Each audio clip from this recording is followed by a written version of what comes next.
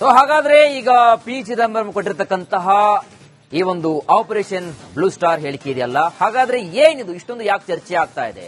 ಕಳೆದ ಒಂದು 50 ವರ್ಷಗಳಿಂದ ನಡೆದಿರತಕ್ಕಂತಹ ಒಂದು ಘಟನೆ ಪಿ ಚಿದಂಬರಂ ಅವರ ಹೇಳಿಕೆಗೆ ಇಷ್ಟೊಂದು ಕಾರಣವಾಗ್ತಿರೋದು ಯಾಕೆ? ಇಷ್ಟೊಂದು ವಿವಾದಾತ್ಮಕವಾಗಿರ್ತಕ್ಕಂಥದ್ದು ಯಾಕೆ? ಹಾಗಾದ್ರೆ ಏನಿದು ಆಪರೇಷನ್ ಬ್ಲೂ ಸ್ಟಾರ್ ಅನ್ನೋದು ನೋಡೋದಾದ್ರೆ, ಆಪರೇಷನ್ ಈ ಬ್ಲೂ ಸ್ಟಾರ್ 1984ರಲ್ಲಿ ನಡೆದಂತಹ ಒಂದು ಸೇನಾ ಕಾರ್ಯಾಚರಣೆ. ಇದು ಸಿಖ್ಖರ ಪವಿತ್ರ ಒಂದು ಸ್ವರ್ಣ ಮಂದಿರದಲ್ಲಿ ಈ ಒಂದು ಆಪರೇಷನ್ ಬ್ಲೂ ಸ್ಟಾರ್ ಅನ್ನ ನಡೆಸಲಾಗುತ್ತೆ 1984ರಲ್ಲಿ. ಖಲಿಸ್ತಾನ್ ಉಗ್ರರ ಒಂದು ವಿರೋಧವಾಗಿ ನಡೆದಿರತಕ್ಕಂತಹ ಒಂದು ಕಾರ್ಯಾಚರಣೆ. ಇದು ಖಲಿಸ್ತಾನ್ ಉಗ್ರರ ದಮನಕ್ಕಾಗಿ ರಾತ್ರೋರಾತ್ರಿ ಒಂದು ಸ್ವರ್ಣ ಮಂದಿರಕ್ಕೆ ನುಗ್ಗಿ ಸೇನೆ ತನ್ನ ಕಾರ್ಯಾಚರಣೆಯನ್ನ ನಡೆಸುತ್ತೆ. ಇನ್ನು ಸ್ವರ್ಣ ಮಂದಿರದಲ್ಲಿ ಉಗ್ರ ನಾಯಕ ಭಿಂದ್ರನ್ ವಾಲೆ ಅಡಗಿರ್ತಕ್ಕಂತಹ ಒಂದು ಪ್ಲೇಸ್. ಅದು ಕೆಲವೊಂದಷ್ಟು ಬೇಹುಗಾರಿಕಾ ಅಧಿಕಾರಿಗಳಿಂದ ಯಾವಾಗ ಗೊತ್ತಾಗುತ್ತೋ ಸ್ವರ್ಣ ಮಂದಿರದಲ್ಲಿ ಉಗ್ರರ ನಾಯಕ ಭಿಂದ್ರನ್ ಅಡಗಿದ್ದಾನೆ ಅಂತಕ್ಕಂಥದ್ದು. ಸೊ ಅವಾಗ ಭಿಂದ್ರನ್ ವಾಲೆ ಜೊತೆಗೆ ಕೆಲವೊಂದಷ್ಟು ಟೆರರಿಸ್ಟ್ ಕೂಡ ಅವರ ಜೊತೆಗೆ ಇರ್ತಾರೆ. ಜೊತೆಗೆ ಸಾಕಷ್ಟು ಪ್ರಮಾಣದಲ್ಲಿ ಶಸ್ತ್ರಾಸ್ತ್ರಗಳನ್ನ ಸಂಗ್ರಹಿಸಿಟ್ಟುಕೊಂಡಿರ್ತಾರೆ.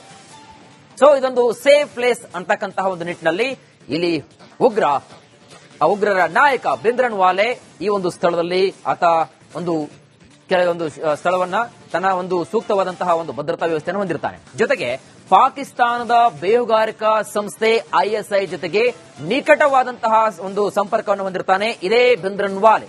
ಸೊ ಹಾಗಾಗಿ ಈ ಟೆರರಿಸ್ಟ್ಗಳಿಗೆ ಪಾಕಿಸ್ತಾನದ ಐಎಸ್ಐ ಎಲ್ಲಾ ರೀತಿಯಾಗಿರ್ತಕ್ಕಂತಹ ಆರ್ಥಿಕ ನೆರವನ್ನಾಗಿರಬಹುದು, ಎಲ್ಲಾ ರೀತಿಯಾಗಿರ್ತಕ್ಕಂತಹ ನೆರವನ್ನ ಸಹಾಯವನ್ನ ಮಾಡ್ತಾ ಇರುತ್ತೆ.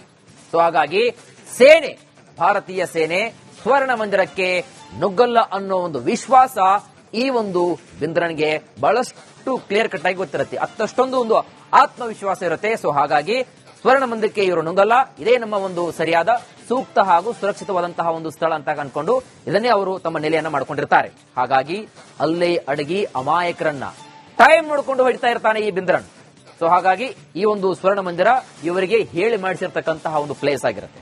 ಜೊತೆಗೆ ಭಿಂದ್ರನ್ ವಾಲೆಗೆ ಇತಿಶ್ರೀಯನ್ನ ಹಾಡಲೇಬೇಕು ಅಂತ ಅಂದಿನ ಪ್ರಧಾನಿ ದಿವಂಗತ ಇಂದಿರಾ ಗಾಂಧಿ ಅವರು ಆಪರೇಷನ್ ಬ್ಲೂ ಸ್ಟಾರ್ಗೆ ಒಂದು ತೀರ್ಮಾನಕ್ಕೆ ಬರ್ತಾರೆ. ಆಗ ರಚನೆ ಆಗಿದೆ ಆಪರೇಷನ್ ಬ್ಲೂ ಸ್ಟಾರ್ ಈ ಒಂದು ಕಾರ್ಯಾಚರಣೆ. ಇನ್ನು ಈ ಆಪರೇಷನ್ ಬ್ಲೂ ಸ್ಟಾರ್ ಕಾರ್ಯಾಚರಣೆಯನ್ನ ಲೆಫ್ಟಿನೆಂಟ್ ಜನರಲ್ ಕುಲದೀಪ್ ಸಿಂಗ್ ಬ್ರಾರ್ ನೇತೃತ್ವದಲ್ಲಿ ಈ ಒಂದು ಆಪರೇಷನ್ ಬ್ಲೂ ಸ್ಟಾರ್ ಕಾರ್ಯಾಚರಣೆ ನಡೆಯುತ್ತೆ.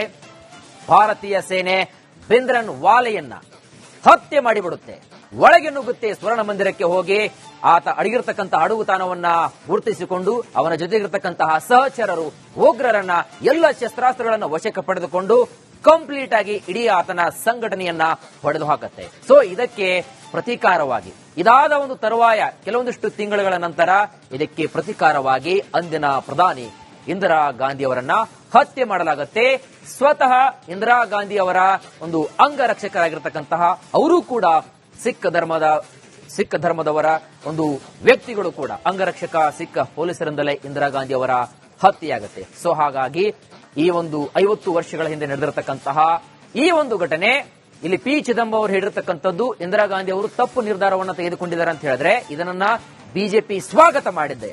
ಆದರೆ ಮತ್ತೊಂದು ಕಡೆಗೆ ಇದೀಗ ಸ್ವಪಕ್ಷೀಯ ಕಾಂಗ್ರೆಸ್ನವರೇ ಮುಂದಿನ ಒಂದು 6 ತಿಂಗಳಲ್ಲಿ ತಮಿಳುನಾಡು ಚುನಾವಣೆ ಇದೆ, ಇಂತಹ ಒಂದು ವಾತಾವರಣದಲ್ಲಿ ಇಂತಹ ಸಮಯದಲ್ಲಿ ಈ ರೀತಿಯಾಗಿರ್ತಕ್ಕಂತಹ ವಿವಾದಾತ್ಮಕ ಹೇಳಿಕೆಯನ್ನು ಕೊಟ್ಟರೆ ಬರ್ತಕ್ಕಂತಹ ಚುನಾವಣೆಯಲ್ಲಿ ಕಾಂಗ್ರೆಸ್ಗೆ ಇದು ಪೆಟ್ಟಾಗಬಹುದು, ಹಿನ್ನಡೆಯಾಗಬಹುದು. ಹಾಗಾಗಿ ಕೆಲವೊಂದಿಷ್ಟು ವಿವಾದಗಳು ಇಲ್ಲಿ ಪರ ಮತ್ತು ವಿರೋಧಗಳು ನಡೀತಾ ಇದ್ದಾವೆ. ಸೊ ಹಾಗಾಗಿ ನೋಡಬೇಕಾಗತ್ತೆ ಇದು ಎಲ್ಲವರಿಗೆ ಹೋಗಿ ಮುಟ್ಟುತ್ತೆ ಅಂತ.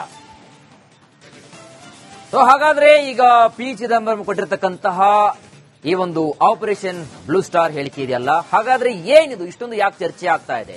ಕಳೆದ ಒಂದು 50 ವರ್ಷಗಳಿಂದ ನಡೆದಿರತಕ್ಕಂತಹ ಒಂದು ಘಟನೆ ಪಿ ಚಿದಂಬರಂ ಅವರ ಹೇಳಿಕೆಗೆ ಇಷ್ಟೊಂದು ಕಾರಣವಾಗ್ತಿರೋದು ಯಾಕೆ? ಇಷ್ಟೊಂದು ವಿವಾದಾತ್ಮಕವಾಗಿರ್ತಕ್ಕಂಥದ್ದು ಯಾಕೆ? ಹಾಗಾದ್ರೆ ಏನಿದು ಆಪರೇಷನ್ ಬ್ಲೂ ಸ್ಟಾರ್ ಅನ್ನೋದು ನೋಡೋದಾದ್ರೆ, ಆಪರೇಷನ್ ಈ ಬ್ಲೂ ಸ್ಟಾರ್ 1984ರಲ್ಲಿ ನಡೆದಂತಹ ಒಂದು ಸೇನಾ ಕಾರ್ಯಾಚರಣೆ. ಇದು ಸಿಖ್ಖರ ಪವಿತ್ರ ಒಂದು ಸ್ವರ್ಣ ಮಂದಿರದಲ್ಲಿ ಈ ಒಂದು ಆಪರೇಷನ್ ಬ್ಲೂ ಸ್ಟಾರ್ ಅನ್ನ ನಡೆಸಲಾಗುತ್ತೆ 1984ರಲ್ಲಿ. ಖಲಿಸ್ತಾನ್ ಉಗ್ರರ ಒಂದು ವಿರೋಧವಾಗಿ ನಡೆದಿರತಕ್ಕಂತಹ ಒಂದು ಕಾರ್ಯಾಚರಣೆ. ಇದು ಖಲಿಸ್ತಾನ್ ಉಗ್ರರ ದಮನಕ್ಕಾಗಿ ರಾತ್ರೋರಾತ್ರಿ ಒಂದು ಸ್ವರ್ಣ ಮಂದಿರಕ್ಕೆ ನುಗ್ಗಿ ಸೇನೆ ತನ್ನ ಕಾರ್ಯಾಚರಣೆಯನ್ನ ನಡೆಸುತ್ತೆ. ಇನ್ನು ಸ್ವರ್ಣ ಮಂದಿರದಲ್ಲಿ ಉಗ್ರ ನಾಯಕ ಭಿಂದ್ರನ್ ವಾಲೆ ಅಡಗಿರ್ತಕ್ಕಂತಹ ಒಂದು ಪ್ಲೇಸ್. ಅದು ಕೆಲವೊಂದಿಷ್ಟು ಬೇಹುಗಾರಿಕಾ ಅಧಿಕಾರಿಗಳಿಂದ ಯಾವಾಗ ಗೊತ್ತಾಗುತ್ತೋ ಸ್ವರ್ಣ ಮಂದಿರದಲ್ಲಿ ಉಗ್ರರ ನಾಯಕ ಬಿಂದ್ರನ್ ಅಡಗಿದ್ದಾನೆ ಅಂತಕ್ಕಂಥದ್ದು. ಸೊ ಅವಾಗ ಬಿಂದ್ರನ್ ವಾಲೆ ಜೊತೆಗೆ ಕೆಲವೊಂದಷ್ಟು ಟೆರರಿಸ್ಟ್ ಕೂಡ ಅವರ ಜೊತೆಗೆ ಇರ್ತಾರೆ. ಜೊತೆಗೆ ಸಾಕಷ್ಟು ಪ್ರಮಾಣದಲ್ಲಿ ಶಸ್ತ್ರಾಸ್ತ್ರಗಳನ್ನ ಸಂಗ್ರಹಿಸಿಟ್ಟುಕೊಂಡಿರ್ತಾರೆ. ಸೊ ಇದೊಂದು ಸೇಫ್ ಪ್ಲೇಸ್ ಅಂತಕ್ಕಂತಹ ಒಂದು ನಿಟ್ಟಿನಲ್ಲಿ ಇಲ್ಲಿ ಉಗ್ರರ ನಾಯಕ ಬಿಂದ್ರನ್ ವಾಲೆ ಈ ಒಂದು ಸ್ಥಳದಲ್ಲಿ ಆತ ಕೆಲವೊಂದು ಸ್ಥಳವನ್ನ ತನ್ನ ಒಂದು ಸೂಕ್ತವಾದಂತಹ ಒಂದು ಭದ್ರತಾ ವ್ಯವಸ್ಥೆಯನ್ನು ಹೊಂದಿರ್ತಾನೆ. ಜೊತೆಗೆ ಪಾಕಿಸ್ತಾನದ ಬೇಹುಗಾರಿಕಾ ಸಂಸ್ಥೆ ISI ಜೊತೆಗೆ ನಿಕಟವಾದಂತಹ ಒಂದು ಸಂಪರ್ಕವನ್ನು ಹೊಂದಿರ್ತಾನೆ ಇದೇ ಬಿಂದ್ರನ್ ವಾಲೆ. ಸೊ ಹಾಗಾಗಿ ಈ ಟೆರರಿಸ್ಟ್ಗಳಿಗೆ ಪಾಕಿಸ್ತಾನದ ISI ಎಲ್ಲಾ ರೀತಿಯಾಗಿರ್ತಕ್ಕಂತಹ ಆರ್ಥಿಕ ನೆರವನ್ನಾಗಿರಬಹುದು, ಎಲ್ಲಾ ರೀತಿಯಾಗಿರ್ತಕ್ಕಂತಹ ಸಹಾಯವನ್ನ ಮಾಡ್ತಾ ಇರುತ್ತೆ. ಸೊ ಹಾಗಾಗಿ ಭಾರತೀಯ ಸೇನೆ ಸ್ವರ್ಣ ಮಂದಿರಕ್ಕೆ ನುಗ್ಗಲ್ಲ ಅನ್ನೋ ಒಂದು ವಿಶ್ವಾಸ ಈ ಒಂದು ಬಿಂದ್ರನ್ಗೆ ಬಹಳಷ್ಟು ಕ್ಲಿಯರ್ ಕಟ್ ಆಗಿ ಗೊತ್ತಿರುತ್ತೆ.